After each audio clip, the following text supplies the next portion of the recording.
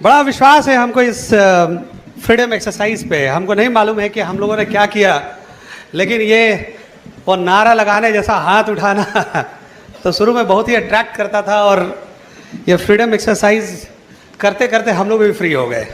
Last year हमने अपने bank के जॉब को हमने रिज़ाइन कर दिया। So I have become totally free. You know, life बहुत ही बढ़िया कट रही है। इम्पॉर्टेंट बात ये है कि हम लोग काफ़ी सिक्योर्ड फील कर रहे हैं एमवे और ब्रिट वर्ल्ड वाइड के साथ। इतना बढ़िया कॉम्बिनेशन शायद ही हमारे और आपके लाइफ में आ सकता था, जो कि हमारे और आपके सक्सेसफुल होने के लिए इतना काम कर रही है। राइट? देखिए, हम सारे लोग यहाँ सक्सेसफुल होने के लिए आए हुए हैं। We have all come here to become successful. Right? और सक्सेस के बारे में ये कहा जाता है कि success is a matter of careful study and passionate implementation of that study. Right? जब तक आप किसी भी चीज़ को ध्यान से समझने का प्रयास नहीं करेंगे, ये बिजनेस भी प्लान आपने देखा तो प्लान देखकर टेम्पररी आप एक्साइटेड होकर आप ज्वाइन कर लेते हैं, लेकिन बिजनेस को बिल्ड करने का डिसीजन वो ग्रेजुअल डिसीजन होता है। अगर कोई भी आदमी डायमंड जाता है तो पहले दिन हो सकता है किसी के बोलने से बहुत लोग पूछते हैं कि डायमंड जा रहे हैं, तो लोग बोलते हैं हाँ डायमंड जा रहे हैं, लेकिन उनको अंदर से विश्वास नहीं होती है। वो सारे लोग ऐसा बोलते हैं तो भीड़ का एक हिस्सा बन के लोग हाथ उठा के बोल देते हैं। डायमंड जाने का डिसीजन आप you take much later in the business, जब आपकी एक अंडरस्टैंडिंग डेवलप होती है, जब आपका उससे अटैचमेंट होता है।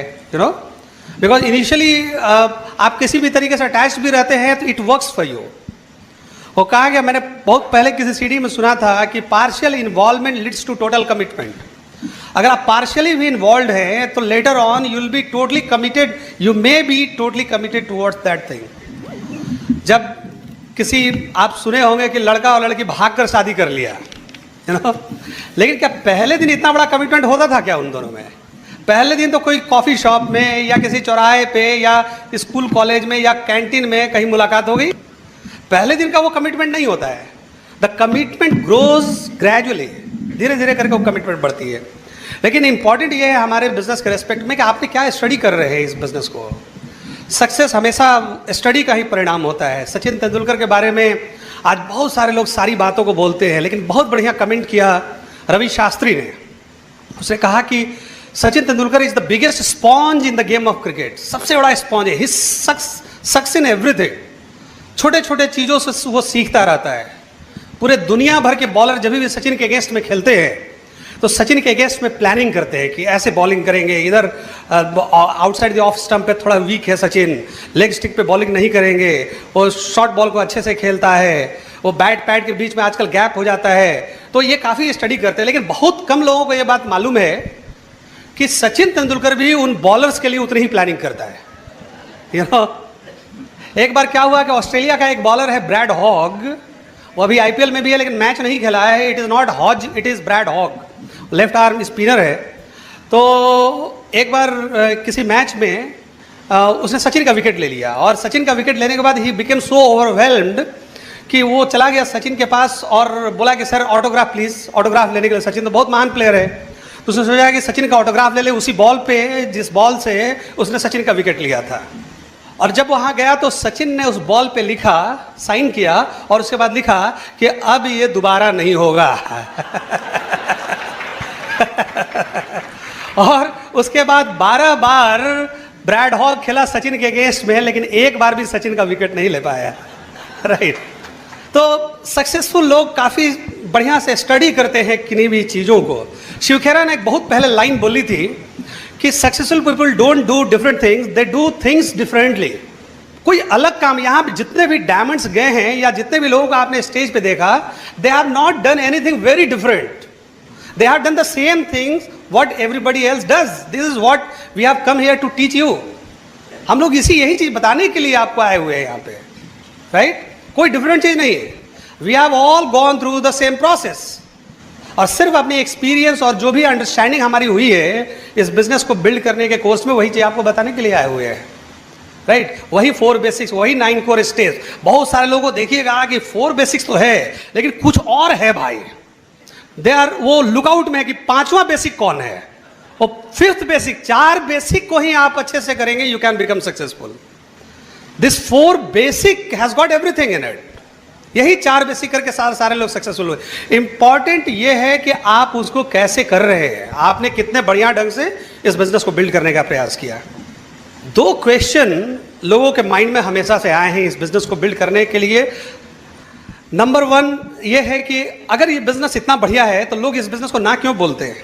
दूसरा चीज आया है कि चलिए बिजनेस बहुत बढ़िया है, लेकिन हम कैसे सक्सेसफुल हो सकते हैं, हमारे सक्सेस की कितनी गारंटी है, राइट? ये 2 क्वेश्चन आती है ना लोगों के माइंड में।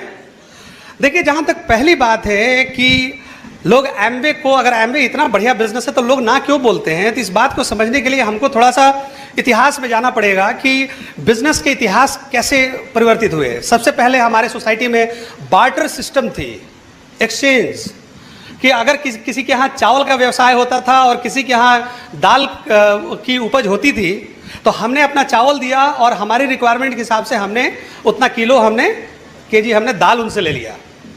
वो जिसको बोलते थे बार्टर सिस्टम। अगर हमारे यहाँ किसी के यहाँ बकरी पालन होता था तो हम उनके यहाँ से बकरी ले लेते, उनके बदले में उनको हम उतना अनाज दे दिया करते थे। एक्सचेंज का सिस्टम ये बहुत दिनों तक, लेटर स्टेज तक भी जा रहे। हम लोग जब छोटे छोटे थे तो जो पुरानी हमारी प्लास्टिक के चप्पल हुआ करते, उसके अगेंस्ट हम लोग को मूंगफली मिल जाती थी। पता नहीं इधर भी होता था क्या, तो वो बार्टर सिस्टम बोलते हैं उसको। तो ये बहुत पुराना सिस्टम है, जब सभ्यता विकसित नहीं हुई थी। फिर सभ्यता विकसित हुई, लोगों ने कहा कि ठीक है, हमको चावल, मेरे पास सरप्लस है, लेकिन हमको दाल की जरूरत नहीं है, हमको गेहूं की जरूरत है। अब गेहूं वाले आदमी को ढूंढना पड़ेगा, वहां पर गेहूं का आदमी नहीं है, तो फिर उसके लिए एक मिडिल मैन को स्थापित किया गया और एक एक्सचेंज का सिस्टम को एस्टैब्लिश किया गया। और तब कॉइन सिस्टम, सिक्कों का फिर प्रचलन शुरू हो गया। सिक्के आए और सिक्के डिफरेंट स्टेज पे डिफरेंट क्वालिटी के सिक्के बनाए गए। गोल्ड कॉइन बनाए गए, सिल्वर कॉइन बनाए गए, तांबे के भी कॉइन बनाए गए। बहुत साल पहले से, सदियों से ऐसा होता है। चंद्रगुप्त मौर्य के टाइम से ही ये सिक्कों का प्रचलन हमारे यहाँ चलता आया था। उसके बाद फिर और समय बदली, परिस्थिति बदली, तो मोहम्मद बिन तुगलक के समय में उन्होंने चमड़े के सिक्के चलवाए। वो that failed naturally. Any history student sitting here, सब आप लोग जानते होंगे, मोहम्मद बिन तुगलक ने जब मिडिवल एज में उन्होंने चमड़े के सिक्के चलवाए थे। 2 डिसीजन उन्होंने भयानक लिया था। एक उन्होंने लिया था दिल्ली से दौलताबाद अपने कैपिटल को शिफ्ट कराने का, और दूसरा चमड़े, दोनों में से कोई नहीं चला, चमड़े के सिक्के चलाए थे उन्होंने। और उसके बाद सिक्कों को रिप्लेस किया गया करेंसी नोट से। समय बदला, जब ऑर्गेनाइज सिस्टम ऑफ गवर्नेंस हो गया तो उसको करेंसी सिस्टम से उसको रिप्लेस किया गया। फिर देखिए, जो पहले के समय थे उसमें स्पेशलिटी स्टोर्स का समय था कि नमक बेचने वाला सिर्फ नमक का ही बिजनेस कर सकता था, और लोगों के जितने भी नामकरण होते थे उनके पेशा से ही रिलेटेड थे, उनके व्यवसाय से रिलेटेड थे। हमारे जितने भी जाति व्यवस्था या वर्ण व्यवस्था हुई है वो कोई चीज़ से नहीं हुई है, वो सारी हमारे जो काम हम लोग को मिला, अलॉट किया गया, उसके अनुसार से हमारा वो नामकरण हो गया। और ये सिर्फ हिंदुस्तान में नहीं हुआ, ये पूरे वर्ल्ड में ये सारी चीज़ों को अडॉप्ट किया गया। अगर आप देखें तो इंग्लैंड का एक टेस्ट क्रिकेटर था रोलैंड बूचर, तो बूचर का व्यवसाय उनके यहाँ का था, उनका नाम बूचर पड़ा। इमरान खान की शादी हुई जेमिमा गोल्ड स्मिथ से, उनके फादर बड़े ही इंग्लैंड के करोड़पति व्यवसायी है मिस्टर गोल्ड स्मिथ, उनकी बेटी है। तो आप जान सकते हैं कि उनका खानदानी व्यवसाय क्या रहा होगा गोल्ड स्मिथ का। फिर रॉस टेलर अभी न्यूजीलैंड का क्रिकेटर है, तो रॉस टेलर के यहाँ क्या व्यवसाय होता होगा। इंडिया में भी आप देखे होंगे दारू वाला, बाटली वाला, धोती वाला तो ये इन लोगों का नामकरण, इवन महात्मा गांधी का भी नाम गांधी क्यों पड़ा, क्योंकि उनके यहाँ वो व्यवसाय हुआ करता था, राइट। तो इस तरीके से लोगों के प्रोफेशन के हिसाब से वो उनके यहाँ व्यवसाय तय हुए। और जब पहली बार किसी आदमी ने नमक के दुकान से चीनी रख के बेचना शुरू कर दिया तो हंगामा हो गया। अरे आप खानदानी, आप नमक बेचने वाले हैं, how can you keep sugar in your shop? आपका दुकान नमक की दुकान के नाम से जाना जाता है भाई। तो पूरा हंगामा हुआ, लड़ाई झगड़ा होने लगा। चीनी वाले ने बोला कि ये गलत हो रहा है। तब लोगों ने मामला शांत कराया, ये कह के चीनी वाले को कि ठीक है भाई, आगे से तुम भी नमक रख सकते हो, और दैट इज हाउ वो जनरल स्टोर का कॉन्सेप्ट आ गया, स्पेशलिटी स्टोर से जनरल स्टोर। और तभी आजकल आप देखते हैं Deepu general store, Pappu general store, ये जनरल स्टोर का कॉन्सेप्ट कि एक आउटलेट से सारे सामानों को बेचा जा सकता है। उसी में आज आप मॉल का सिस्टम सारे जगह आप देख रहे हैं, उसका ही एक एडवांस्ड रूप है हमारे यहाँ मॉल के सिस्टम, राइट। तो ये मॉल के सिस्टम को भी विकसित किया गया। 1900 के आसपास, 1920-30s के आसपास फ्रेंचाइजी सिस्टम सोसाइटी में आया। तो लोगों ने उसको भी विरोध किया। लोगों ने कहा कि यह अन्याय है, ये the people are trying to take advantage of the lesser folks, छोटे लोगों का फायदा उठा रहे हैं, जो मजबूत लोग हैं, जो मजबूत बिजनेसमैन हैं। और लोगों ने उसको काफी ओपोज किया, इतना ओपोज किया कि उसके अगेंस्ट में रिजोल्यूशन पास किया गया अमेरिकन कांग्रेस में। और अगर 11 वोट इसके अगेंस्ट में और पड़ गया रहता तो आज हम कोई भी Raymond's, Vimal, Kentucky Fried Chicken, Arambagh, Shree Leathers, Apollo Hospital, DPS school, ये किसी भी फ्रेंचाइजी सिस्टम को, इवन डोमिनोज पिज़्ज़ा को भी हम लोग नहीं देख सकते थे, वॉलमार्ट को भी नहीं देख सकते थे, हम लोग मैकडोनाल्ड्स को भी नहीं देख सकते थे। ये पूरा का पूरा व्यवसाय इलीगल डिक्लेयर हो जाता अगर 11 वोट इसके अगेंस्ट में पड़ गया रहता, यू नो। और भी संभावनाएं बिजनेस करने की और भी चेंज हुई। WT ग्रांट ने 5 और 10 सेंट्स का स्टोर खोला। 1940s के आसपास में ये जो फ्रेंचाइजी सिस्टम था इसका भी एक बृहत रूप आया और उसने मल्टी लेवल का रूप लिया। लेकिन ये देखा गया है कि हमारी सोसाइटी में जितने भी चेंजेस आए उन चेंजेस को अपोज किया गया। जब आर्यभट्ट जब आए थे, आर्यभट्ट ने जब पहली बार रेवोल्यूशन किया था, उसके पहले सारे लोगों की मान्यता ये थी कि सूरज धरती के चारों ओर घूमता है। जब आर्यभट्ट ने पहली बार बताया कि नहीं, it is the other way around, धरती सूरज के चारों ओर घूमती है, तो लोग आर्यभट्ट को मारने चले गए थे। लोगों ने उनको जलाने के लिए चले, उनका घर जलाने के लिए चले गए थे उनके पास। लोगों ने कोपरनिकस को जेल में डाल दिया। तो जब भी हमारी सोसाइटी में जो भी परिवर्तन हुए हैं, लोगों ने उसका विरोध किया है।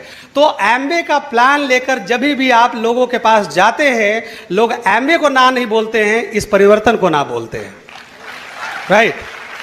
लोग एमवे को ना नहीं बोलते हैं, लोग इस परिवर्तन को ना बोलते हैं। और हमारी सोसाइटी में बहुत सारे पैराडाइम्स बनाए गए हैं। पैराडाइम्स को हिंदी में क्या बोलते हैं? मान्यताएं। बहुत सारी मान्यताएं हैं। वैसे ही एमवे को लेकर भी बहुत सारी मान्यताएं हैं, कंट्रोवर्सीज है। अमेरिका में भी बहुत सारी कंट्रोवर्सीज है, यू नो। पूरी दुनिया में जहां भी ये बिजनेस जाती है वहां कंट्रोवर्सीज होती है, क्योंकि आउटसाइड के जो लोग हैं वो समझ नहीं पाते हैं कि इस बिजनेस को बिल्ड कैसे किया जाता है। बहुत सारे लोग बोलते हैं कि भाई प्रोडक्ट महंगे हैं, this is also a paradigm. ये बिजनेस इस एरिया में आया था, यहां से चला गया, ये भी एक पैराडाइम है। ये बिजनेस इस एरिया में नहीं हो सकता है, ये भी एक पैराडाइम है। ये बिजनेस हमारे टाइप के लोगों से नहीं हो सकता है, ये एक पैराडाइम है, you know. These are all मान्यताएं। और मान्यताएं बनती कैसे हैं, इसका एक स्टडी किया अमेरिका में कुछ वैज्ञानिक लोगों ने, साइंटिस्ट लोगों ने एक स्टडी किया। साइंटिस्ट लोगों ने इसका एक स्टडी किया। उन्होंने क्या किया कि एक रूम बनाया। एक रूम में उन्होंने क्या किया कि एक बंद कमरे में उन्होंने एक सीढ़ी लगाई और सीढ़ी के ऊपर उन्होंने केलों को रख दिया, राइट? और इस रूम में उन्होंने 5 बंदरों को रख दिया। पता नहीं ये साइंटिस्ट लोग भी बंदर पर ही क्यों इतना कहीं ना कहीं कुछ कोरिलेशन है, राइट? और देखिए यहां पर उन्होंने 5 बंदरों को रखा, 1 2 3 4 5। नेचुरली जब बंदर हो और कमरे में कोई और नहीं हो और सामने सीढ़ी भी बनी हुई है और केले रखे हुए हैं, तो बंदर का पहला प्रयास क्या होगा? केला खाना है। वो क्या करेगा? उस सीढ़ी पर चढ़ने का वो प्रयास करता है। ये पहला बंदर सीढ़ी पर चढ़ने का प्रयास करता है। साइंटिस्ट लोगों ने एक एक्सपेरिमेंट किया। जैसे ही कोई बंदर सीढ़ी पर चढ़ के केला खाने का प्रयास करता है, बाकी बंदरों पर खूब ठंडा पानी गिराया गया, यू नो। और जैसे ही ठंडा पानी गिराया गया तो बंदरों ने ये मार्क किया कि जब सीढ़ी पे कोई चढ़ता है उसी समय ठंडा पानी गिराया जाता है। तो इन्होंने क्या किया कि बंदर को उन्होंने रोकना शुरू कर दिया कि अब मत चढ़ो सीढ़ी पे, क्योंकि यार जब तुम सीढ़ी पे चढ़ते हो ठंडा पानी हमारे ऊपर गिरता है।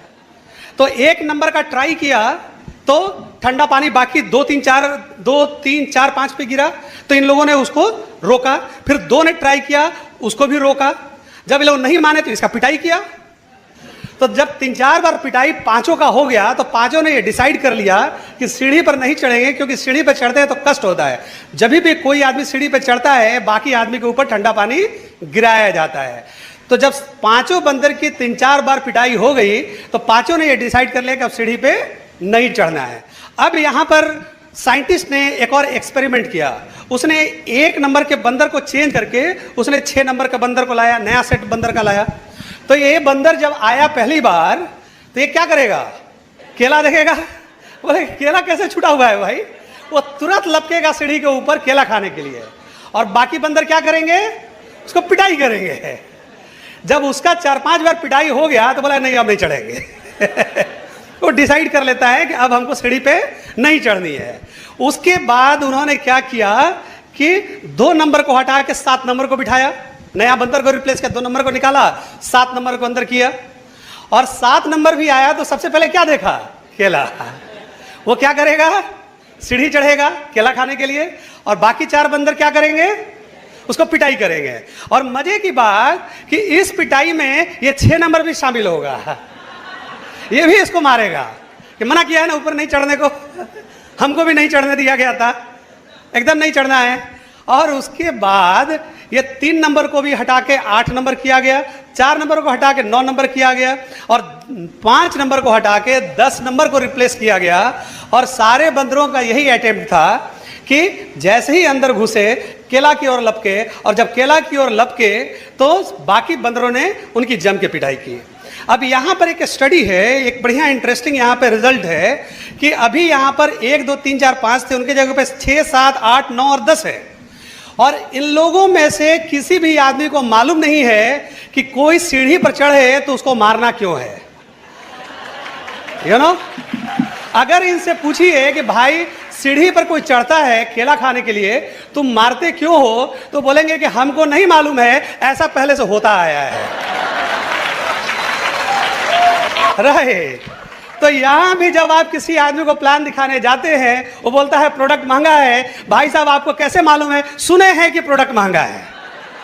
Right, this is how paradigms are built. और पैराडाइम इतनी स्ट्रांग हो जाती है over a period of time by the practising people. लोग इतने बढ़िया से शिद्दत से पैराडाइम्स को फॉलो करते हैं कि उतना शिद्दत से वो सक्सेस प्रिंसिपल को लोग फॉलो नहीं करते हैं। ब्रिट सिस्टम को जितना बढ़िया ढंग से प्रचारित नहीं किया गया, उससे ज्यादा ढंग से प्रोडक्ट कॉस्टली होने की बातों को पूरे हिंदुस्तान में बता दिया गया। राइट, तो इसीलिए हम लोग बताते हैं कि लोग हमारे बिजनेस को ना नहीं बोलते हैं, लोग डिफरेंट रीजन से इस बिजनेस को ना बोलते हैं। ऐसा नहीं कि हमारे बिजनेस में कोई प्रॉब्लम है, इस वजह से क्योंकि एक तो नंबर 1 परिवर्तन के कारण, और दूसरी चीज कि लोगों के माइंड में पैराडाइम्स बैठी हुई है और उन पैराडाइम्स को निकलने में थोड़ा वक्त लगता है। राइट। दूसरा जो क्वेश्चन है कि चलिए बिजनेस बहुत ही बढ़िया है, बहुत ही बढ़िया बिजनेस है, लेकिन हम कैसे सक्सेसफुल हो सकते हैं। तो ये सक्सेसफुल होने के लिए देखिए, आज सक्सेस के बारे में ये कहा जाता है कि success has become predictable now, है ना। पहले के समय में शायद सक्सेस के बारे में उतनी स्टडी नहीं होती थी, लेकिन लोगों ने सक्सेसफुल लोगों के प्रिंसिपल को स्टडी किया, उनके लिए किताबों को निकाला, उनके जो प्रिंसिपल थे उनको फॉलो किया, उनके कोटेशंस को लिया, और उन कोटेशंस को स्टडी करके लोग काफ़ी सक्सेसफुल होते जा रहे हैं आज की दुनिया में। जॉन डी रॉकफेलर को पहला ऑफिशियल बिलियनियर डिक्लेयर किया गया था, और पिछले 50 सालों में पूरी दुनिया में जितने अरबपति हुए हैं, पिछले 5000 साल के ह्यूमन एग्जिस्टेंस में उतने अरबपति पैदा नहीं हुए, क्योंकि पहले के जो अरबपति थे वो अरबपति कैसे बने उनके प्रिंसिपल को कोई जान नहीं पाया। वो हकीम लुकमान की तरह से वो अपनी विद्या के साथ गायब हो गए, उन्होंने किसी को सिखाया नहीं है। लेकिन पिछले 50 सालों के दौरान में जितने भी अरबपति हुए, उनके प्रिंसिपल को लोगों ने सीखा, प्रैक्टिस किया, इंप्लीमेंट किया, और लोग सक्सेसफुल हो गए। क्या सक्सेसफुल होना इतना आसान है? जी बिल्कुल, अरबपति होना बहुत ही आसान है। राइट। ये कहा गया था कि करोड़पति अगर कोई बनना चाहता है उसके लिए उसके पास पूंजी का होना जरूरी है, लेकिन अगर कोई अरबपति बनना चाहता है उसके लिए पूंजी का होना जरूरी नहीं है, सक्सेस प्रिंसिपल को फॉलो करना जरूरी है। राइट। और यही कारण है कि नई दुनिया में जितने भी अरबपति हुए थे, किसी के माँ बाप के पास पैसे नहीं थे, उन्होंने इसी दुनिया में आइडियाज से लोगों ने पैसों को कमाया, उन्होंने उन प्रिंसिपल को अडॉप्ट किया, उसको प्रैक्टिस किया। राइट। टाटा और बिरला एक समय में इंडिया के सबसे रिच लोग हुआ करते थे, लेकिन आज उनसे भी बड़े बड़े उद्योगपति इंडिया में हो गए, जो कि पिछले 35-40 सालों में उनका जन्म हुआ है। अंबानी जैसे लोग कहीं नहीं थे आज से 40 साल पहले, अदानी जैसे लोग 25 साल पहले कहीं नहीं थे, मित्तल जैसे लोग 30-35 साल से पहले का उनका बैकग्राउंड नहीं है। ये लखनऊ शहर में आपने सुब्रत रॉय को देखा है, इनका बहुत पुराना कोई जन्म नहीं हुआ है। लेकिन सक्सेसफुल लोगों के, अरबपति लोगों के अरबपति होने के तरीकों को उन्होंने स्टडी किया और पैशनेटली उसको इम्प्लीमेंट किया, उन सारे सक्सेस प्रिंसिपल को उन्होंने अडॉप्ट किया, तो लोग इसी तरीके से सक्सेसफुल हो गए। हमारी ब्रिट वर्ल्ड वाइड में भी ने भी ऐसा ही प्रिंसिपल को लाया है कि भाई आप इनके प्रिंसिपल को देखकर आप सक्सेसफुल हो सकते हैं। पटना में देखिए, हम लोग जब आईआईटी दिया करते थे तो बहुत ज़्यादा उस समय ब्रिलियंट करके ट्यूटोरियल्स हुआ करती थी, लेकिन आज अगर कोटा में आप जाएं तो एक तरह से आईआईटीएंस की फैक्ट्री वहाँ एस्टैब्लिश कर दी गई है। लोग अपने बच्चों को वहाँ भेजते हैं, बच्चे आईआईटी की कोचिंग, यहाँ से भी कुछ लोग अपने बच्चों को कोटा वगैरह भेजे होंगे। Definitely people know about it. Patna में सुपर 30s है, एक आनंद कुमार के नाम के एक मैथमेटिशियन, उन्होंने सुपर 30s खोला है। और जानते हैं वहाँ अगर 29 बच्चे पास होते हैं तो वो लोग इंक्वायरी कराते हैं कि एक फेल कैसे हुआ उसमें। 30 में 29 बच्चे क्वालिफाई कर जाते हैं, मोस्ट ऑफ द टाइम 30 के 30 क्वालिफाई कर जाते हैं। Success has become so predictable. जब हम लोग स्कूल कॉलेज में थे तो उस समय इंडिया में कोई ग्रैंड मास्टर नहीं हुआ करता था चेस में। चेस में कोई ग्रैंड मास्टर है, विश्वनाथन आनंद पहले ग्रैंड मास्टर हुआ करते थे चेस के।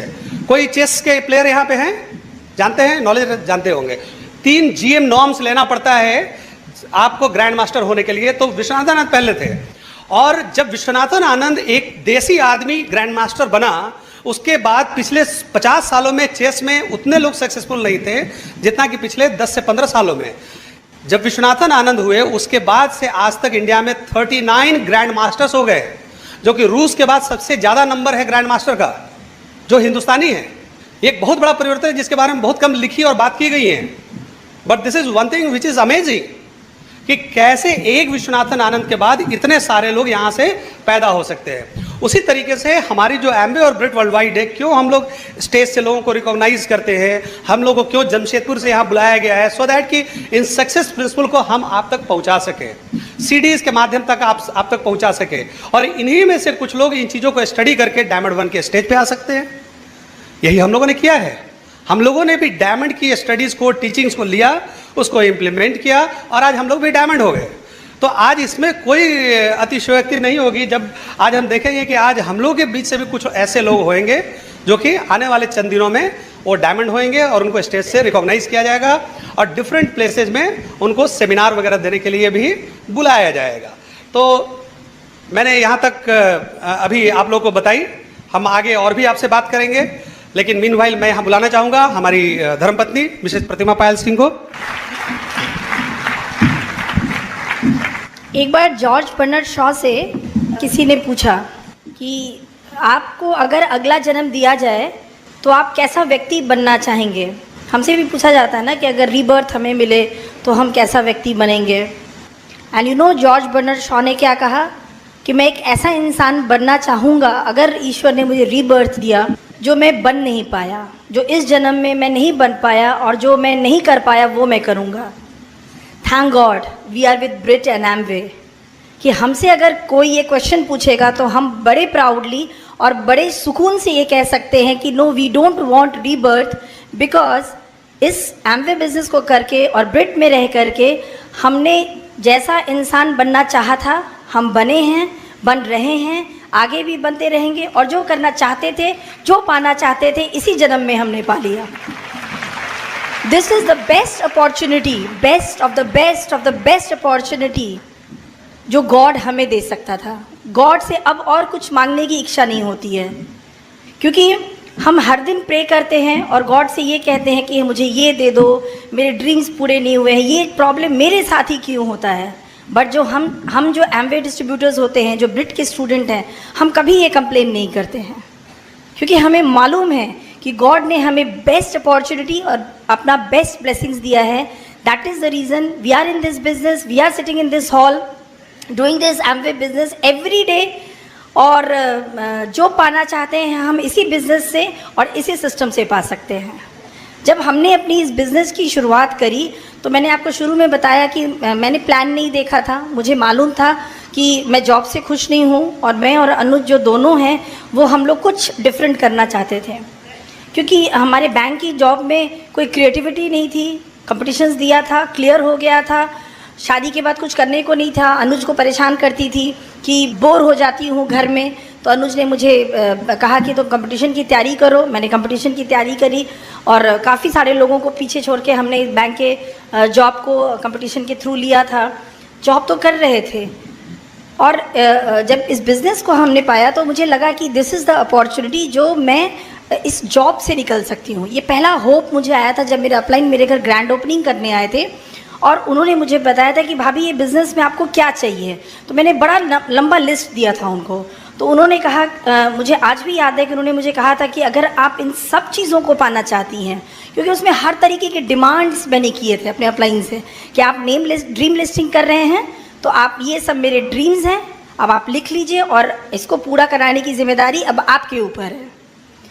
तो मुझे मेरे अपलाइन ने कहा था कि हाँ, इसको पूरा कराने की जिम्मेदारी मेरे ऊपर है, लेकिन इसमें आपकी जिम्मेदारी सिर्फ एक है कि आप ऑनेस्टली आप इन सब रूल्स एंड रेगुलेशंस को फॉलो करेंगी और जितना हो सकेगा आप हार्ड वर्क करेंगी। और मैं इसके लिए तैयार थी, क्योंकि बहुत बड़ी ड्रीमर होने के कारण सपने देखने का हक मुझे था, आपको भी है। गॉड या कोई भी व्यक्ति या ईश्वर ये नहीं कहता है कि हम सपने ना देखें। अगर हमें सपने देखने का हक है तो उन्हें पूरा करने का भी अधिकार मुझे था, और मैं अपने सपनों को पूरा करने के लिए कुछ भी करने को तैयार थी। एनीथिंग राइट, कुछ भी सही ढंग से जो करना होता था। एडजस्टमेंट, हाँ मैं तैयार थी एडजस्टमेंट करने के लिए। 9 से 7 की नौकरी के बाद 2 छोटी बच्चों को ले करके, और सैलरी से मैं उस वक्त कुक भी नहीं रख सकती थी, बहुत हेल्पर्स भी नहीं रख सकती थी। तो मैं तैयार थी हार्ड वर्क करने के लिए, अपने लाइफ को थोड़ा और डिसिप्लिन करने के लिए मैं तैयार थी, एडजस्ट करने के लिए। I was ready to be successful. तो आपको, जब आपने इस बिज़नेस को साइन अप किया है, तो मैं आपको एक चीज़ बताऊं कि ये बिज़नेस हम पार्ट टाइम में ज़रूर करते हैं, लेकिन ये बिज़नेस बहुत ही सीरियस बिज़नेस है। इसको कभी भी आप अपने बिज़नेस के साथ खेलिएगा मत, क्योंकि आप इस बिज़नेस को जो समय देते हैं वो समय आप अपने घर के, जो घर में आप अपना समय देते थे उनसे चुरा करके, अपने बच्चों से चुरा करके, और थोड़े समय में आपको बहुत बड़ा बिज़नेस बिल्ड करना है। So you can not play with your business. तो जब आप इस बिज़नेस को करने का आपने डिसीज़न ले ही लिया है कि हाँ हमें एमवे बिज़नेस को बहुत सक्सेसफुली करना है, और सबसे पहला प्लेटफॉर्म है डायमंड क्लब, तो उसमें जाना है, तो उसके लिए आपको बहुत हार्ड वर्क करना होगा। You will have to be more discipline. और सबसे पहला आपको चीज़ क्या करना होगा, जो हमने किया था कि मैंने पहले तो मैंने बताया कि जब मैंने बिज़नेस साइन अप किया था तो मुझे कुछ भी समझ में नहीं आया था कि ये बिज़नेस क्या है, कैसे होगा, क्या करना होगा। जब अनुज ने मुझे बताया कि अपलाइन आज शाम में आएंगे प्रोडक्ट्स के बारे में ग्रैंड ओपनिंग करने, तो मैंने कहा कुछ होगा। जब वो हमारे घर आए तो वो कुछ भी बोल रहे थे, मुझे कुछ समझ में नहीं आ रहा था। जब हमने ज्वाइन किया था तो हमें किट मिलता था, उसमें 13 प्रोडक्ट्स होते थे, तो अपलाइन उसमें से प्रोडक्ट्स निकाल रहे थे और मैं दौड़ दौड़ के उन प्रोडक्ट्स को उनके जगह पे रख रही थी। आई वॉज हैप्पी सिर्फ इसलिए कि मेरे घर में एक बहुत अच्छी कंपनी का USA मेड ब्रांडेड कंपनी का प्रोडक्ट्स आया था, और मुझे अंदर से फील हो रहा था कि अब मैं एक जॉबर नहीं हूँ, सैलरीड पर्सन नहीं हूँ, मैं एक रिच क्लास को बिलोंग करने लगी हूँ, क्योंकि मैं इतने एक्सपेंसिव प्रोडक्ट्स यूज़ कर रही हूँ, क्योंकि उस वक्त लगता था कि एक्सपेंसिव है, और अच्छे प्रोडक्ट्स को मैं यूज़ कर रही हूँ। और अब मैं अपने बैंक में और अपने रिलेटिव्स में, फ्रेंड्स को ये बता पाऊँगी कि मैं अब बहुत हाई क्लास का प्रोडक्ट यूज़ कर रही हूँ। तो मुझे मालूम नहीं था कि मेरे अपलाइन क्या बोल रहे हैं, क्या कर रहे हैं। फिर उन्होंने मुझे पूछा कि भाभी आपके ड्रीम्स बताओ, तो 10-12 तो जो फटाक से नाम आए, ड्रीम्स आए, वो मैंने लिखा दिया। मुझे ये चाहिए, वो चाहिए, मुझे ये भी चाहिए, और बड़े प्यार से इत्मीनान से मेरे अपलाइन ने उसकी ड्रीम लिस्टिंग की थी।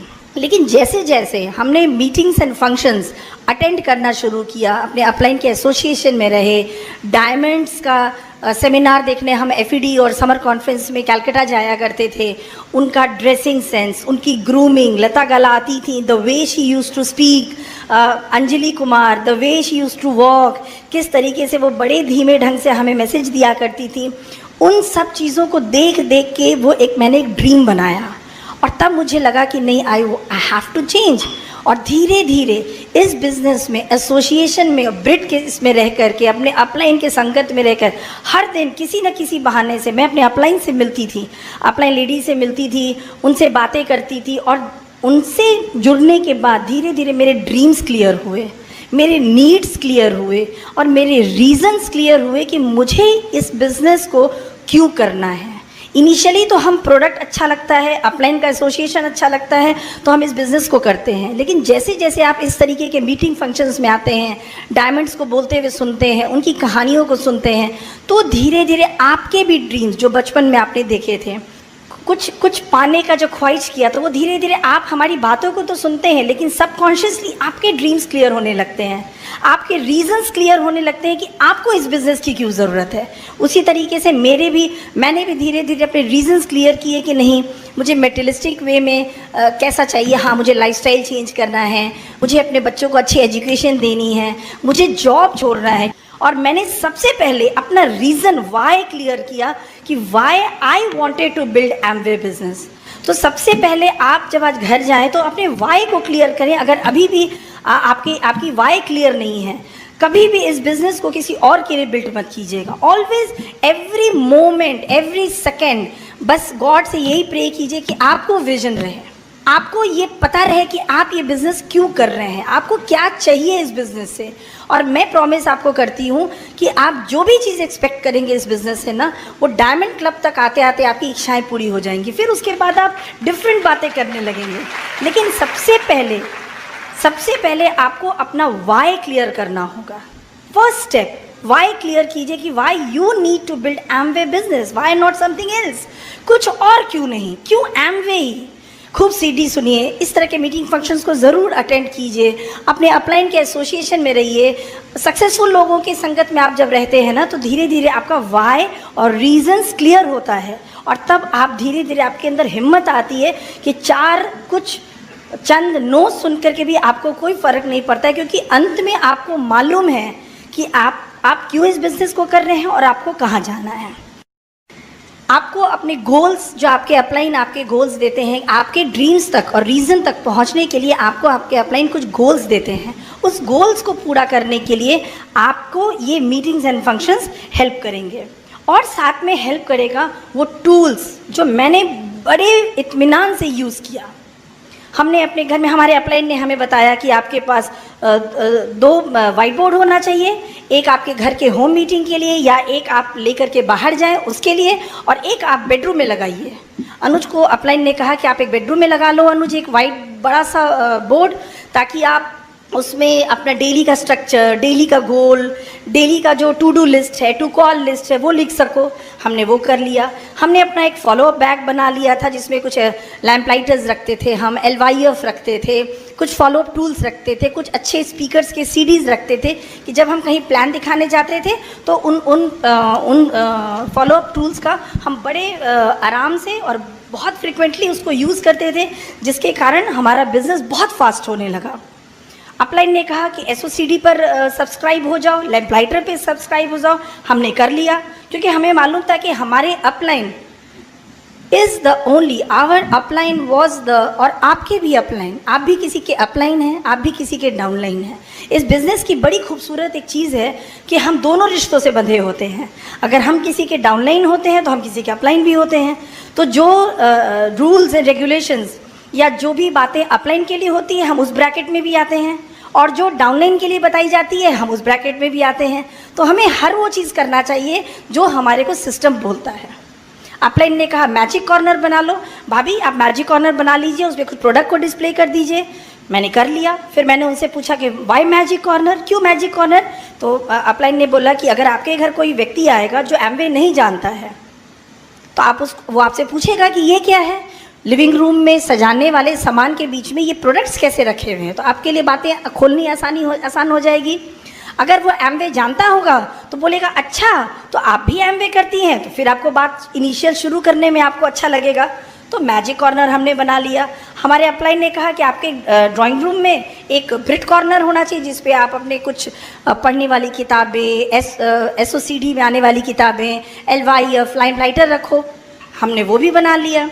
तो हमारे अपलाइन ने जो भी हमें टूल्स दिया, क्योंकि विदाउट टूल्स आप कुछ भी नहीं कर सकते हैं। अगर गृहिणी, हाउसवाइफ बोले कि मैं बिना टूल्स के इस्तेमाल के किचन में खाना बनाऊंगी, इट्स नॉट पॉसिबल।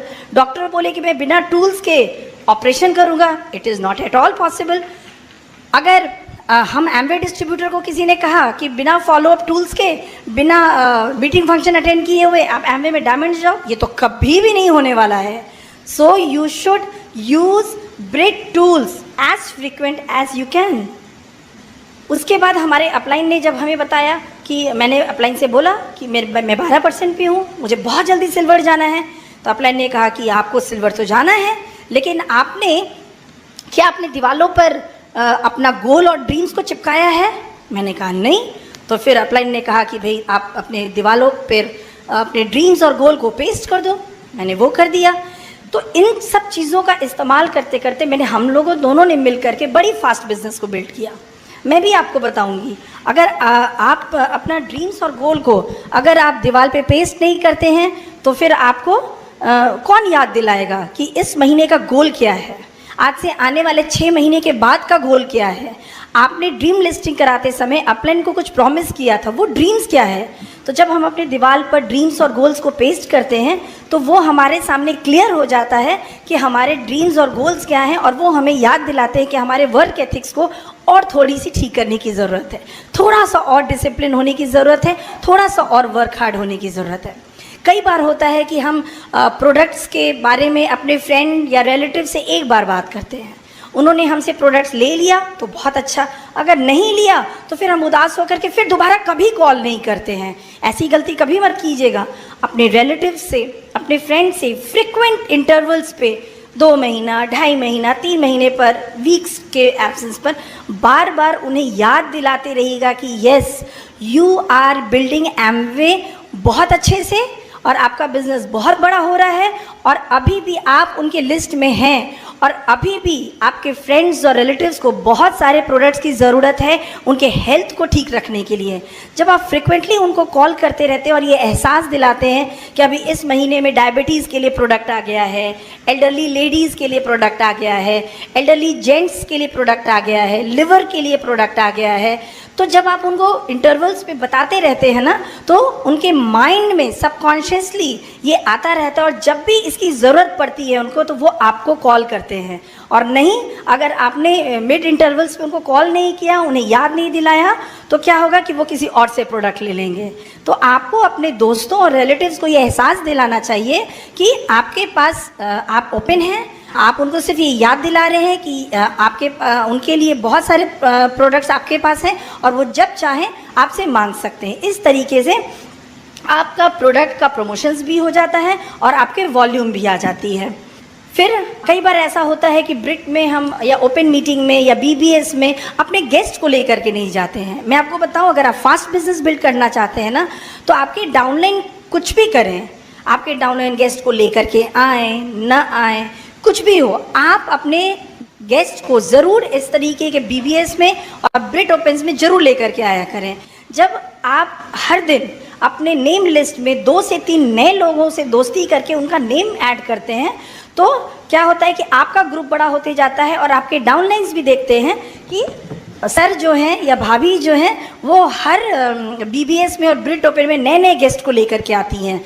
तो वो आपके किए हुए काम से मोटिवेटेड होकर के, क्योंकि कई बार क्या होता है ना कि बहुत सारी बातें हम जो बोल करके नहीं किसी को समझा सकते हैं वो करके समझा सकते हैं। तो जब आप अपने गेस्ट को इनवाइट करते हैं ना तो धीरे धीरे आपके डाउनलाइंस भी मोटिवेट होकर के अपने गेस्ट को इसमें इनवाइट करने लगते हैं। फिर कई बार ऐसा होता है कि लेडीज़ ये कंप्लेन करती हैं कि मैं BBS में नहीं आ पाऊँगी, मैं ब्रिट ओपन में नहीं आ पाऊँगी, मेरे बच्चे छोटे हैं, आज कोई देखने वाला उनको नहीं है, आज मेड नहीं आई है, आज ट्यूशन टीचर नहीं आया है, एग्ज़ाम्स का टाइम है, कैसे बच्चों को छोड़ करके आए। मैं आपको बताऊं, जब हम लोग मेलबर्न में थे उस वक्त मेरी बेटी का प्री बोर्ड्स का एग्ज़ाम चल रहा था 10th का, और मैं ऑस्ट्रेलिया में थी, होवार्ड में एंजॉय करी थी, और हमारा तो काफ़ी लंबा ट्रिप था। बेटी का जब 10th का एग्ज़ाम था, गो डायमंड फंक्शन था हमारा, फिर हमारे घर में जितने भी मीटिंग फंक्शंस होते हैं, मैंने इन 10 सालों में कभी बच्चों का बहाना नहीं किया, क्योंकि मेरे ड्रीम्स क्लियर थे, मेरे वाई क्लियर थे, और मुझे मालूम था कि मैं ये बिज़नेस अपने लिए और अपने बच्चों के लिए कर रही हूँ। इसलिए जब भी इस तरीके का सवाल आए ना, मैं आपको एक सजेशन देती हूँ कि आप घर में एक एक्स्ट्रा ट्यूटर रख लीजिए।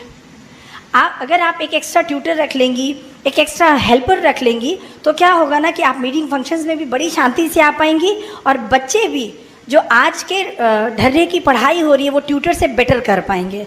डॉक्टर मिसेस ब्राइच बोलती हैं कि हम लेडीज़ 2000 रुपये बचा करके 2 लाख रुपया गंवा देते हैं। मैं आपको बताऊं, अगर आप थोड़ा सा एडजस्टमेंट्स करेंगी ना तो 2 लाख रुपया क्या, उससे कहीं ज़्यादा इस बिज़नेस में है आपको देने के लिए, लेकिन थोड़ा सा आपको एडजस्टमेंट्स करना पड़ेगा। फिर कई बार होता है कि हम अपने घर के जो एल्डर्स होते हैं, हमारे इन लॉज होते हैं, हमारी मम्मी होती हैं, हमारे पापा होते हैं, हम उनके पास कभी बैठ करके ये नहीं पूछते हैं कि आप इस बिज़नेस में हमें साइलेंटली इतना सपोर्ट कर रहे हैं, हमारे बच्चों को देखते हैं, हमारे बिना कई कई घंटा आप वहाँ रहते हैं, तो आपको क्या चाहिए। जब अगर आप इस बिज़नेस को बहुत सुकून से और आसानी से करना चाहते हैं ना, always ask your elders what they want when you will be a diamond, और आप देखिएगा कि उनकी ब्लेसिंग्स भी आपको मिलेगी और आपको वो और सपोर्ट करने लगेंगे इस बिज़नेस में। और मैं आपको बताऊं लास्ट में कि मैंने मेरे इस बिज़नेस को इतनी सक्सेसफुली क्यों किया, क्योंकि मुझे मेरे अपलाइन ने कहा था कि मैंने पूछा कि मुझे क्या करना होगा इस बिज़नेस में, तो मेरे अपलाइन ने कहा था कि भाभी कभी भी 3 कार्डिनल रूल्स आप मत तोड़िएगा। हमने कभी भी नहीं तोड़ा, और सबसे ज़रूरी जो एवरीडे मैंने फॉलो किया वो 9 कोर स्टेप था। हर दिन मैं अनुज के साथ STP के लिए निकलती थी, मैंने सारे ट्रेनिंग्स किए थे प्रोडक्ट्स के बारे में, तो मेरे लिए बहुत आसान हो गया था वॉल्यूम क्रिएट करना, क्योंकि 9 से 7 मैं बैंक के अंदर रहती थी, मेरे लिए तो वाकई में बहुत कम समय मिलता था, क्योंकि संडे को भी मेरा ओपन ब्रांच रहता था, तो मेरे पास बहुत कम समय था प्रोडक्ट को प्रमोट करने के लिए और वॉल्यूम क्रिएट करने के लिए। लेकिन मैंने बहुत सारी ट्रेनिंग्स करी, अपलाइन से जब भी मौका मिलता था उनके साथ नए प्रोडक्ट्स के बारे में सीखती थी, और जो भी कम समय मिलता था मैं अपने कस्टमर्स को एकदम सही चीज़ बताती थी और मेरा प्रोडक्ट काफ़ी प्रमोट हो जाया करता था। मैं हर दिन किताब पढ़ती थी, सीडी सुनती थी नहीं, मैं आज भी सुनती हूँ, क्योंकि मुझे यहाँ से बहुत आगे ग्रो करना है। इसी तरीके से 9 कोर स्टेप जब आप बहुत स्ट्रिक्टली फॉलो करते हैं, और इस बिज़नेस में कुछ चीज़ों को कभी भी मत कीजिए, never break and 3 cardinal rules. और कभी भी जैसे बिज़नेस जब हम बिल्ड करते हैं ना, तो छोटे छोटे इन्वेस्टमेंट्स होते हैं इस बिज़नेस में, इस तरीके के BBS में आप आते हैं, ओपन मीटिंग में जाते हैं, सो बहुत ज़्यादा पैसा इधर उधर स्पेंड ना करें।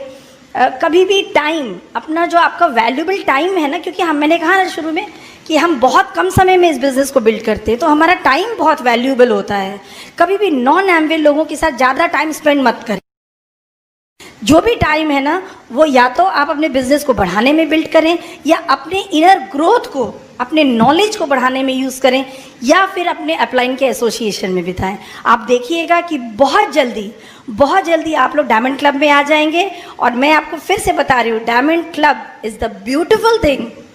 आप आइए डायमंड क्लब में, तब आपको पता चलेगा हम कितना एंजॉय करते हैं, नए नए दोस्त बनते हैं, आपके एक जैसी सोच वाले दोस्त बनते हैं, और इस तरीके से आप डायमंड क्लब में आकर के अपनी लाइफस्टाइल, अपनी सोच और अपनी ज़िंदगी को बदल सकते हैं। Thank you so much.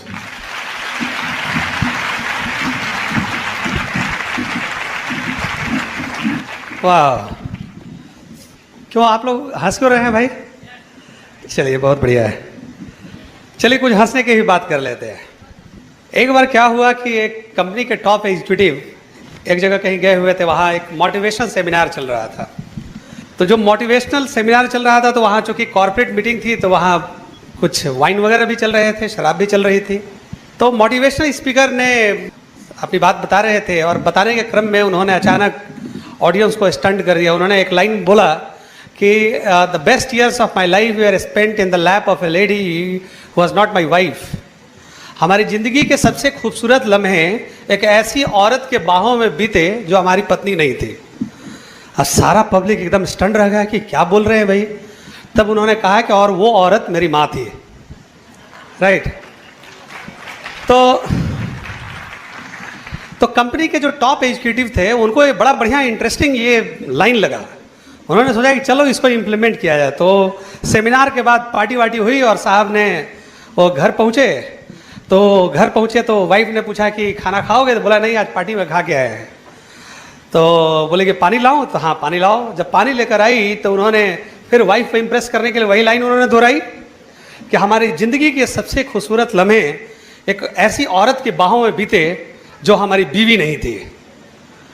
तो उस लेडी ने, उसकी वाइफ ने बोला, अरे क्या बोल रहे हो तुम, हम तो तुमको अच्छा आदमी समझते थे इतने सालों से। तो उसने सोचा कि अच्छा अभी तो नेक्स्ट लाइन बोलेंगे तब इसको समझ में आएगा। लेकिन भाई साहब पार्टी से आ रहे थे, थोड़ी चढ़ाए हुए थे, वो दूसरी लाइन भूल गए। और उन्होंने कहा कि और वो औरत थी, और वो औरत थी, वो और औरत थी। इतना में तो what is the moral of the story? Don't cut if you can't paste, do proper duplication.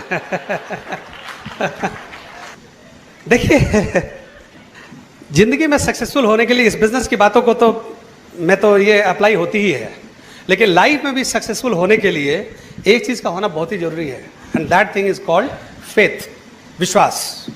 आप विश्वास के बिना एक कदम भी नहीं चल सकते। जिंदगी में कोई काम करें, अगर जब तक आपको फेथ नहीं है उस काम को करने में, तब तक कुछ भी नहीं हो सकता है। और फेथ के बारे में कही गई है कि faith always comes from the God. But recent times में ये उतनी सत्य स्टेटमेंट नहीं है, उतनी ट्रू स्टेटमेंट नहीं है, because there have been so many institutions who are working towards creating faith and belief. Faith can be created also, और हमारे ब्रिट सिस्टम इसमें बहुत ही माहिर है।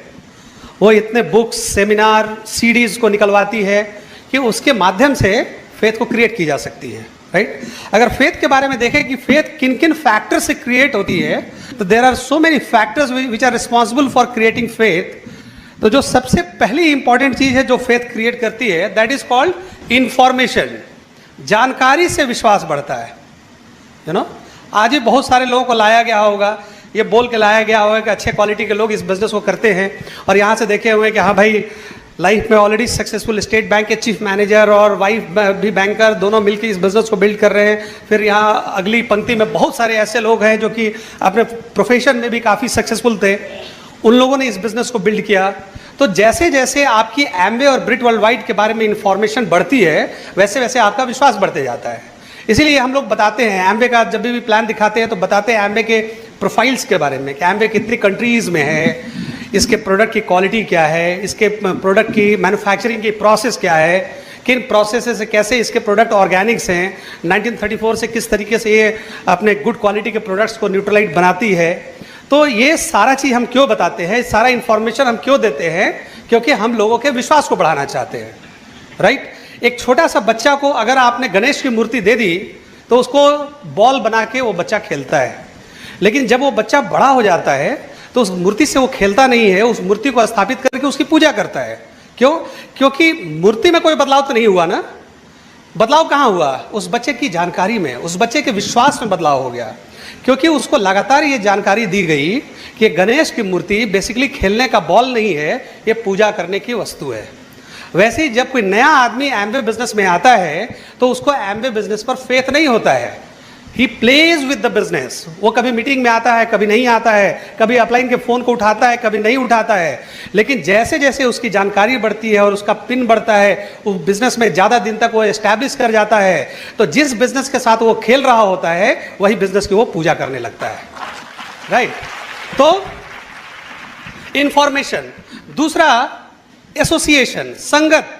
मैंने बताया कि बुक्स, टेप्स, सीडीज और लीडर्स की एसोसिएशन हम लोग यहाँ क्यों बुलाया गया है? क्योंकि ब्रिट वर्ल्ड वाइड ने ये सिस्टम को डिजाइन किया हुआ है।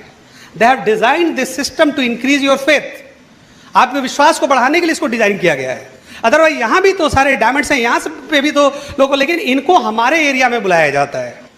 आज हमारे यहाँ उड़ीसा से डायमंड गए हैं Mahapatra, doctor and Mrs Mahapatra, उनको बुलाया गया है, राइट? ताकि लोगों को विश्वास दिलाया जा सके, अच्छे अच्छे लीडर्स की एसोसिएशन दी जा सके। मैंने बताया ना कि हमने जब इस बिजनेस को ज्वाइन किया था तो डायमंड बनने का डिसीजन पहले दिन मैंने नहीं लिया था। डायमंड बनने का डिसीजन जब मैं बहुत सारे लोगों की एसोसिएशन में आया, जब मैंने कुमार को देखा, जब मैंने कांति को देखा, जब मैंने अंकुर गुप्ता को देखा, जब मैंने सुमित बहादुर को सुना, जब मैंने नासा के साइंटिस्ट को हमने सुना, डॉक्टर ब्राइच को हमने देखा, इतने सक्सेसफुल डॉक्टर थे कनाडा में, और उसके बाद उन्होंने इस बिजनेस की बदौलत वो कनाडा से इंडिया में चले आए। तो ये इन लोगों के एसोसिएशन से you go into the minds of the people, you know. अगर आप किसी अच्छे आदमी की संगत में रहते हैं तो धीरे धीरे यू स्टार्ट, यू नो, वो एक सिंक्रोनाइजेशन हो जाता है, एक मेंटल सिंक्रोनाइजेशन हो जाता है आपके लीडर्स के साथ। That is why we insist. हमारी डायमंड लेडी ने बताया कि आपको अपने अपलाइन के एसोसिएशन में रहनी, ना कि बाहर के लोगों के एसोसिएशन में आपको रहनी है, राइट? क्योंकि जितना आप, अगर खाली समय है आप बाहर के लोगों के साथ रहेंगे तो वही चीज आपके माइंड में रहेगी। So association increases your faith, right? Third thing that increases your faith is your ability to observe, observation. आप ऐसे मीटिंग्स में आए और आपने चीजों को ऑब्जर्व नहीं किया, यू नो, आपने देखा नहीं, आपने सोचा नहीं इसके बारे में, ऑब्जर्वेशन से क्या मिलती है? आपको अंडरस्टैंडिंग होती है कि मैं क्यों करूं ये इस बिजनेस को। आपकी ड्रीम बिल्ड होती है, ऐसे मीटिंग्स में आते हैं, आप जब सोचते हैं कि आखिर इनकी माइंडसेट क्या रही होगी, कि आज ये मैं आइडियली मैं रिटायर करता 2027 में, लेकिन मैं 2012 में 15 साल अपनी ज़िंदगी के मैंने बचा लिए, यू नो, क्योंकि हमने चीज़ों को समझा। मैंने देखा कि फ्री होने से क्या क्या फ़ायदे हमें हो सकते हैं, इन चीज़ों को हमने समझा, स्टडी किया, हमारी बिलीफ बढ़ी बिजनेस के ऊपर, हमें आइडियाज़ मिला कि बिजनेस को कैसे बिल्ड किया जाता है। ये सारी हमारी एबिलिटी टू ऑब्जर्व की वजह से हुई, यू नो, ऑब्जर्वेशन से ये सारी चीज़ें मिली। जो चौथी जो चीज़ है जो आपके फेथ को एनहांस करती है, that is called having a goal. जिस आदमी के पास गोल होता है उसी को विश्वास भी होता है। एमवे बिजनेस अपने आप में कुछ भी नहीं है, ये अपने आप में कुछ नहीं है, you know, it is just a vehicle. It is vehicle for what? It is a vehicle to fulfil our dreams and aspirations. हमारे ड्रीम को पूरा करने का एक जरिया है।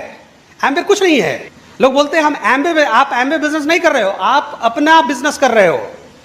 एमवे ने आपको एक व्हीकल प्रोवाइड किया है, एक बहुत ही खूबसूरत vehicle through which you can achieve your dreams. एक बार एक लड़का कहीं जा रहा था, एक सीनियर आदमी बुजुर्ग वहां बैठे हुए थे, तो उसने पूछा कि बाबा ये रोड कहाँ जाती है? तो बाबा ने बोला कि तुमको जाना कहाँ है? तो लड़का बोला कि मालूम नहीं। तो बोला कि तो फिर क्या फर्क पड़ता है, जहां है वहां चले जाओ, यू नो। अगर आपको मालूम नहीं है कि दाएं जानी है या बाएं जानी है तो आप क्या करेंगे? वहीं के वहीं खड़े रहेंगे। इस बिजनेस में उसी आदमी का पिन चेंज नहीं होता है जिस आदमी को मालूम नहीं है कि उसको आगे जाना कहाँ है। इसमें एमवे का कोई दोष नहीं है, you know. You need to check your dreams, you need to check your goals. आप गोल सेट करेंगे तभी एमवे और आपके अपलाइन और सिस्टम आपकी मदद करती है। पुराने दिनों में हम लोगों ने कहावत सुनी है कि a drowning man catches at a straw, डूबते को तिनके का सहारा। क्या कोई तिनका कभी किसी डूबते हुए आदमी को बचा सकता है क्या? नहीं। तो फिर क्यों बताई गई है बात? क्योंकि एक डूबते हुए आदमी का विश्वास बहुत बड़ा हो जाता है। He tries to catch at everything. वो कुछ भी मिले बोलता हाँ हम बच जाए, कुछ भी मिल जाए वो सोचता है कि हम बच जाएं। वैसे जिस आदमी का ड्रीम बहुत ही बड़ा होता है उसको अपलाइन की हर बातों पर विश्वास होता है कि शायद ये करे तो मेरा बिजनेस बड़ा हो जाएगा, शायद ये करे तो मेरा ड्रीम पूरा हो जाएगा।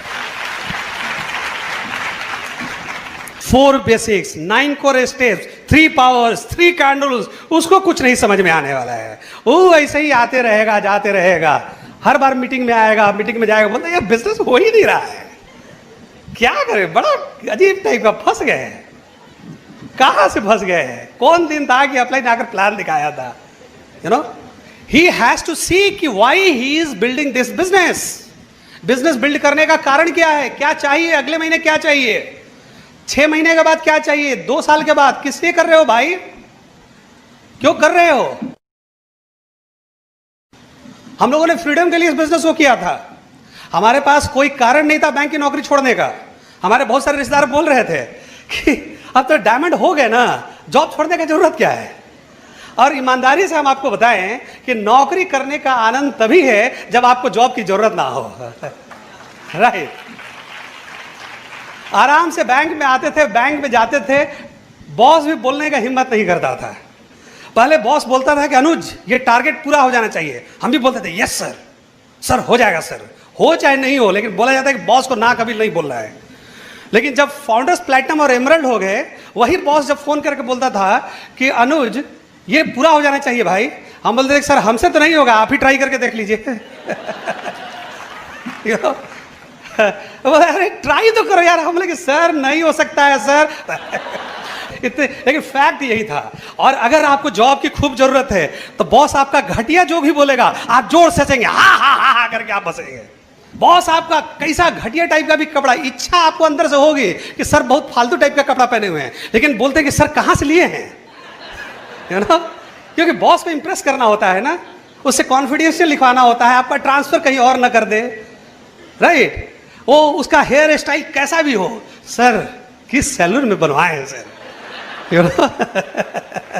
बॉस को पटाना हम लोग सीख जाते हैं। हम भी इसी ट्रेड में थे, इसलिए जानते हैं, यू नो। और एक और चीज जो आपके फेथ को, विश्वास को बढ़ाती है, वो है एक्शन। जब आप काम करते हैं, काम से बड़ा विश्वास कोई चीज आपको नहीं देती है। अगर आपको, इसीलिए मैंने कहा कि प्लान खुद से दिखाइए। आपका बिजनेस पर अगर विश्वास बढ़ाना चाहते हैं, प्लान को खुद से दिखाइए, डेमो खुद से करिए, वर्कशॉप खुद से करिए, लोगों को कॉन्टैक्ट इनवाइट खुद से करिए। 4 बार गिरेंगे लेकिन फिर संभलने का भी मौका आपको मिलेगा, राइट? फिर संभल जाएंगे आप। और अगर आप अपना प्लान खुद से नहीं दिखाएंगे तो आपको समझ में नहीं आएगी कि आप इस बिजनेस को कैसे बिल्ड कर रहे हैं, राइट? तो एक्शन से बढ़ के विश्वास कोई चीज़ नहीं देती है। आप अपने एक्शन को लगातार करते रहें तो आपकी विश्वास बहुत बड़ी हो जाती है। दूसरी जो इंपॉर्टेंट चीज़ है जो आपके बिजनेस को आगे बढ़ाती है, दैट इज कॉल्ड योर, देखिए मैंने पहले हाफ में बताया कि आपको अपनी समझ, आप क्या अपने बारे में सोचते हैं और क्या आप इस बिजनेस के बारे में सोचते हैं, ये आपके बिजनेस को आगे बढ़ाती है, आपके विश्वास को आगे बढ़ाती है, right? And that thing is called your self image. Self image, self image मतलब आप अपने बारे में क्या सोचते हैं। मैंने बताया कि गरीब डॉक्टर भी होते हैं, अमीर डॉक्टर भी होते हैं, गरीब लॉयर भी होते हैं और अमीर लॉयर भी होते हैं। ये वो लोग होते हैं जो अपने बारे में वैसा सोचते हैं। अगर आप अपने बारे में अच्छा सोचेंगे आपको अच्छे रिजल्ट मिलेंगे। हम लोग शुरू से ही आए थे इस बिजनेस में 2-4-10 हज़ार रुपये के लिए नहीं आए थे। ठीक थी, शुरुआत एक हो रही थी, लेकिन बहुत जल्दी हम लोगों ने डायमंड के ड्रीम को हम लोगों ने कैच किया, बहुत जल्दी। और एमरल्ड होने के 1 साल के बाद ही हम लोगों ने अपनी डायमंड क्वालिफिकेशन शुरू कर दी, क्योंकि एमरल्ड गए थे हम लोग 4 लेग के साथ गए थे, यू नो, और बहुत कंफर्टेबली हम लोगों ने अपनी डायमंडशिप लॉक की, क्योंकि सेल्फ इमेज वहाँ तक जाती थी। बैंक में ऑलरेडी अच्छे पोजीशन पर थे, अच्छी सोच रखते थे, यू नो। तो हमारे सिस्टम में भी बताई गई है कि कैसे आप अपने सेल्फ इमेज को इंप्रूव कर सकते हैं। सेल्फ इमेज को इंप्रूव करने के लिए सर्टेन एक्सरसाइज आप कर सकते हैं। नंबर 1, थिंक वेल, अच्छा सोचिए। अगर आपकी सोच अच्छी है आप अपने सेल्फ इमेज को इंप्रूव कर सकते हैं अच्छी सोच से। बुरी सोचों को दिमाग से निकालिए, सबके बारे में अच्छा सोचिए। अगर कोई ज्वाइन किया तो भी बहुत बढ़िया। मैंने बताया ना कि ये टेंशन लेने में कोई फायदा नहीं था कि अरे बड़ी नेगेटिव आदमी था भाई, कहाँ फंस गए। हम लोग ज्वाइन किया तो बहुत बढ़िया, नहीं ज्वाइन किया खाए पिए गए वहाँ से। Think well. दूसरा है ड्रेस वेल, अच्छा कपड़ा पहनिए। जब आप सज धज के शादियों में जाते हैं तो आपको अपना चेहरा आईना में देखते हैं तो अच्छा लगता है कि नहीं लगता है? जब आप अच्छे से ड्रेसअप होते हैं, आप बढ़िया से एकदम नया कपड़ा, और वही अगर लगता है कि ये शर्ट जो है थोड़ा ढीला हो रहा है, थोड़ा सा लगता है यहाँ से निकला हुआ है, तो बार बार आईना में उस समय भी देखते हैं कि बड़ा हम अजीब टाइप का, झोला टाइप का लग रहा है, तो आपको लगता है कि इसको चेंज कर लेना चाहिए। लेकिन अगर अच्छा फिटेड कपड़े पहनते हैं तो आप अपने बारे में अच्छा सोचते हैं, अच्छे जूते आप इस्तेमाल करते हैं। बिल बिट ने कहा है इसके बारे में कि हैव लेस हैव कॉस्टली, कम रखिए लेकिन महंगे रखिए। पहले हम लोग क्या सोचते थे कि अगर 2000 रुपया का खरीदना है तो 500-500 रुपया का 4 शर्ट खरीद लेते हैं। अरे सामने वाले को क्या पता चला? अरे पता चल जाता है सामने वाले को भाई। बिल बिट बोलते हैं अगर 4000 का कपड़ा खरीदना है तो 2-2 का 2 ही कपड़ा खरीदो, 4000 का 4 कपड़ा मत खरीदो। हैव लेस हैव कॉस्टली, कम कपड़े पहनिए लेकिन अच्छे कपड़े पहनिए। जूते पहनिए तो अच्छे क्वालिटी के जूते पहनिए।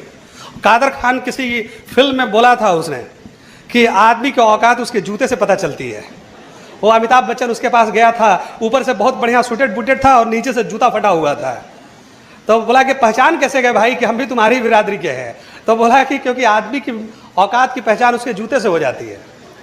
तो जूता अच्छे क्वालिटी का रखिए। आप किसी आदमी के यहाँ प्लान दिखाने जाएं और उसको बोले कि भाई हम आपको इस बिजनेस से 1 लाख रुपया कमाना सिखाएंगे तो आप क्या करेंगे? तो ऐसा ना कि वो बोल दे कि आपके लिए एक तो जूता खरीद देंगे। ठीक है, तो अगर उसको 50,000 लाख रुपया का गोल लेकर गए हैं तो कम से कम वैसा नजर आइए भाई, यू नो। कांति ने किसी सिटी में कहा है, या पता नहीं किसी राइटर ने कहा है कि it is always better to be over dressed than to be under dressed, you know. अगर ओवर ड्रेस भी होते हैं it is always good than to be under dressed, है ना। ये नहीं कि हम तो सादगी में विश्वास करते, छोड़ दीजिए आपने बिजनेस भाई, आपके लिए नहीं है। लेकिन प्लान दिखाने जाइए तो अच्छा से जाइए, चप्पल पहन के मत जाइए, राइट। तो ये चीज से आप अपने सेल्फ इमेज को इंप्रूव कर सकते हैं। और third thing that is responsible to enhance your self image is speak well. अच्छी भाषा का इस्तेमाल करिए, यू नो। आप किस परिवेश को बिलोंग करते हैं, ये कैसे आप, लखनऊ के बारे में तो कहा जाता है कि लखनऊ की जुबान बहुत अच्छी है क्योंकि नवाबों का शहर रहा हुआ है, यू नो। यहाँ यहाँ का जो कल्चर है वो पूरे इंडिया में वैसा कल्चर कहीं नहीं है। It is just because of the fact that यहाँ के लोग बड़े ही वो शौकीन थे। वो अगर किसी आदमी की तबीयत भी खराब है तो डायरेक्टली नहीं पूछते थे। ग्रेट पीपल्स स्किल्स कि भाई सुना है आपके दुश्मनों की तबीयत नासाज हो गई है क्या, या चलता है ना ऐसा यहाँ। अरे हम लोग तो सुन के नवाबी यहाँ की बातों को सुन के हम लोगों ने इंप्लीमेंट किया है। वो डायरेक्टली ये भी नहीं पूछते हैं कि हम लोग यहाँ बड़ा बीमार लग रहे हैं आप। वो बीमार ना भी हो तो उसको लगने लगता है कि बीमार हो गए। तो ये स्किल यहाँ से सीखने की है कि सुना है आपके दुश्मनों की तबीयत कितना, हम वो नहीं चाहते कि दुश्मनों की भी तबीयत खराब हो जाए। इंटेलिजेंट लोग हैं, सोचते हैं कि कल कहीं ज्वाइन कर लिया तो राइट। अगर आप एक बड़ा बिजनेस करना चाहते हैं तो सबसे पहले अपने स्पीच पैटर्न को हमको चेंज करने की जरूरत है। किसी आदमी से मिलिए तो वहां पर एक छटा बिखेर के आइए। ऐसा ना कि किसी आदमी से मिले उसके बाद वो आपको देख के भाग रहा है। यू नो, लोग एम्बे को ना नहीं बोलते हैं, लोग हमको और आपको ना बोलते हैं बॉस। लोगों को तो नहीं मालूम है कि एम्बे क्या है। यू नो, कोई आदमी हमसे बोलता है ना कि कोई प्लान देखने के लिए तैयार नहीं है, हम समझ जाते हैं कि इसकी सेल्फ इमेज वैसी ही छोटी है। क्योंकि मुझे नहीं मालूम थे, लेकिन हमारी रिलेशनशिप लोगों से ऐसी थी कि शुरू की 5-7 ज्वाइनिंग तो हमारी ऐसी ही निकल गई।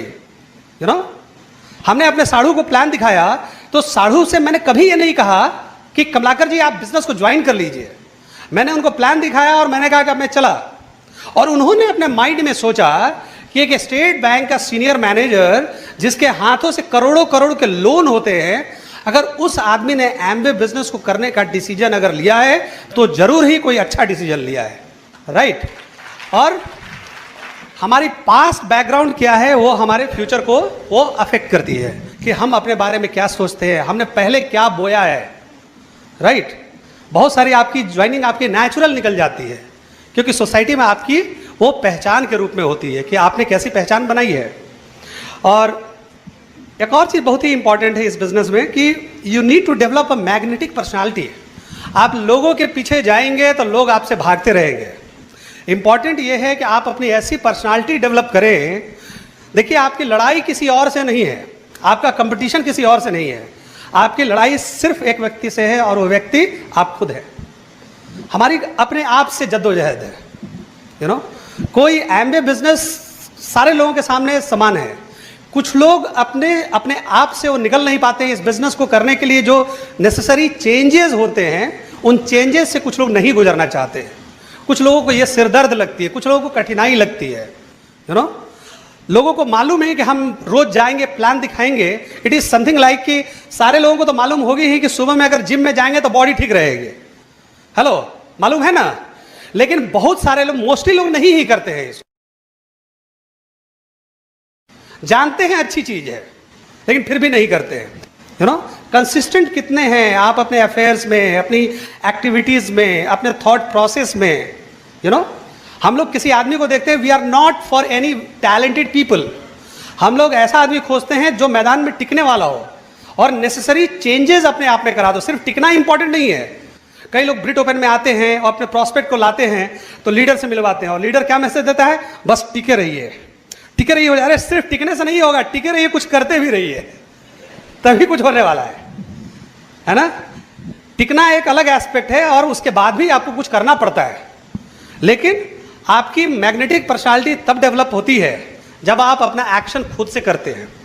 जो एक इंपॉर्टेंट चीज है जो आपके कैरेक्टर को इंप्रूव करती है, आपके कैरेक्टर की पहचान होती है, वो है कि आप रिजेक्शन को कैसे लेते हैं, how you take rejections.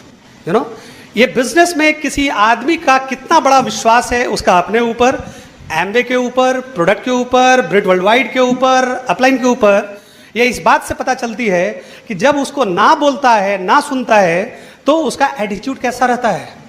You no, जब किसी आदमी जब कोई आदमी प्लान दिखाने जाता है और जो जिसको प्लान दिखाया वो ज्वाइन कर लिया, फिर वो जिसको प्लान दिखाया वो ज्वाइन कर लिया, फिर बोला कि अरे सर क्या करना है, तो 300 पीवी करना है, लाइए ना सर 400 पीवी कर देते हैं। वो 400 पीवी कर लेता है, फिर उसके नीचे ज्वाइनिंग होती है, वो 500 पीवी कर लेता है। बॉस, अगर बिजनेस ये इतना आसान रहता है तो लोग डायमंड के लिए ताली क्यों बजाते हैं इतना। यू नो, लोग क्लैपिंग इसी वजह से करते हैं कि despite all those rejections, diamond ने काम करना नहीं छोड़ा और इन्हीं सारे चीजों के बीच में उस व्यक्ति ने अपनी डायमंडशिप निकाली है। लोग इसीलिए क्लैप करते हैं। लोग इसीलिए प्लैटिनम होने पर रिकॉग्निशन करते हैं, लोग एमरल्ड को इतना इंपॉर्टेंस देते हैं कि उनको सेमिनार देने के लिए बुलाया जाता है, because not because they have avoided rejections but because they have gone through the rejection, and rejection is not the failure zone, rejection is the success zone. ये अगर आप रिजेक्शन की संभावनाओं से अपने आप को बचाएंगे, you can never become successful in this business, you know. अगर आपको रिजेक्शन बहुत मिल रही है तो इसका सीधा रीजन ये है कि आप एक्शन बहुत ज्यादा कर रहे हैं, यू नो। जब आप बहुत ज्यादा एक्शन करते हैं तभी आपको रिजेक्शन मिलती है, और रिजेक्शन परमानेंट नहीं होते। रिजेक्शन अगर आप लगातार लेते रहते तो एक दिन सक्सेसफुल हो जाते हैं। हमारे यहाँ अगर कोई आदमी आता है, बोलता है कि सर ये ज्वाइनिंग निकल गई, यहाँ ज्वाइनिंग निकल गई, यहाँ ज्वाइनिंग निकल गई, लेकिन तब तक हम उस आदमी को सीरियसली नहीं लेते हैं जिस दिन उसको ना नहीं मिलती है। हम इंतजार करते रहते हैं कि जैसे ही उसको ना मिला तब देखते हैं उसका कैसा एटीट्यूड है ना। अगर कोई आदमी बोलता है कि सर फलाना आदमी क्या गए, वो बैठने के लिए भी नहीं बोला, हम मन में सोचते कि अब आएगा मजा, अब देखते ही टिकेगा कि नहीं। सर फलाना आदमी मेरा फोन नहीं उठा रहा है, तो हम मन में बोलते हैं कि अब आएगा मजा, अब देखते हैं कि बिजनेस में कितना दिन टिकता है। आपकी ज्वाइनिंग होती है तो मैं इंप्रेस नहीं होता हूं, जब आपको ना मिलती है और तब आप टिके रहते हैं, then I get impressed, right. Because rejection and correction builds you up. जब रिजेक्शन आपको मिलती है and then you correct yourself, your rejection gives you an opportunity to correct yourself. आपको मालूम नहीं चलती है कि आपको क्या। कई लोगों को, मैं किसी डाउनलाइन के साथ गया था प्लान दिखाने, वो बोलता सर, वो भी ऑफिसर क्लास का था, यू नो, और उसके साथ मैं गया प्लान दिखाने के लिए। वो अपने कजन ब्रदर के यहाँ गया और कजन ब्रदर ने बोल दिया कि हमको नहीं करना है, तो बोला कि ठीक है, हमने तुमको पिछले साल 350 रुपया दिए थे, निकालो। उस आदमी की सारी ऑफिसरी और उस लगा कि एकदम दहाड़ मार के रोने लगेगा कि हमको तुमने ना बोल दिया, हमने तुमको जिंदगी में इतना मदद किया, यू नो। हम भी देखना चाहते हैं अपने डाउनलाइंस में कि ना सुनने के बाद भी आप कितने बैलेंस्ड रहते हैं, that will take you ahead. सारे लोगों ने इन्हीं प्रोसेस से होके गुजरे हैं। Rejection is actually a blessing in disguise. Rejection को कभी अवॉइड मत कीजिए, यू नो। क्यों हम लोग बोलते हैं कि प्लान खुद से दिखाइए? Because we want you to grow in the business. आपको ग्रोथ लेनी है, यू नो। आप जब लोगों को प्लान दिखाने के लिए निकलेंगे तब आपको पता चलेगा कि मार्केट में लोग कैसे कैसे हैं, यू नो। एक चीज जान के रखिए कि अकल बादाम खाने से नहीं आती है, अकल ठोकर खाने से आती है, राइट। लोग अपने बच्चों को घिस घिस के बादाम खिलाते हैं, ले खा ले बेटा। अरे उसको मैदान में छोड़िए, फील्ड में छोड़िए, 4 लोगों से ना सुनेगा, बिजनेस बिल्ड करना सीख जाएगा। डोंट वरी, डरिए मत कि इसको मैदान में छोड़ कैसे दे, अच्छा प्रॉस्पेक्ट का नुकसान हो जाएगा, होने दीजिए, बहुत सारे और अच्छे प्रॉस्पेक्ट आएंगे। लेकिन इन द प्रोसेस आपको एक डायमंड मिल जाएगा जिसको रिजेक्शन सुनने की आदत हो जाएगी, यू नो। क्योंकि ये रिजेक्शन आपके कैरेक्टर की पहचान है, यू नो। आपकी एसोसिएशन आपके एटीट्यूड को बिल्ड करती है। क्यों हमारे यहाँ बोला जाता है कि आपके अपलाइन आपको 100 पीवी कराने के लिए क्यों प्रेरित करते हैं? नॉट बिकॉज कि आपके पैसों को खर्च कराना चाहते हैं, but because he wants to put you in the success zone. सफलता के सिद्धांत में आपको डालना चाहते हैं। वो सक्सेस जोन क्या बोलती है? आप जब 100 पीवी करेंगे तो 8000 का प्रोडक्ट तो यूज तो नहीं करेंगे, क्या करेंगे? 2000, 3000, 4000 का प्रोडक्ट यूज करेंगे, 2, 3, 4, 5 हजार रुपया का प्रोडक्ट आपके घर में रहेगा। अगले महीने भी करेंगे, 10,000, 12,000 का प्रोडक्ट आपके घर में रहेगा। और आपके अपलाइन आपको बताते हैं कि you should have a magic corner also. और मैजिक कॉर्नर पड़ोसी के लिए नहीं है, मैजिक कॉर्नर आपके लिए है। एक दिन आप जाते हैं, देखते हैं प्रोडक्ट पड़ा हुआ है, दूसरे दिन जाते हैं प्रोडक्ट पड़ा हुआ है, तीसरे दिन जाते हैं प्रोडक्ट पड़ा हुआ है। आपको क्या होता है? टेंशन होता है कि प्रोडक्ट नहीं है, मेरा 15,000 रुपया फंसा हुआ है। तब आप बाहर निकल कर जाकर पब्लिक से बात करते हैं।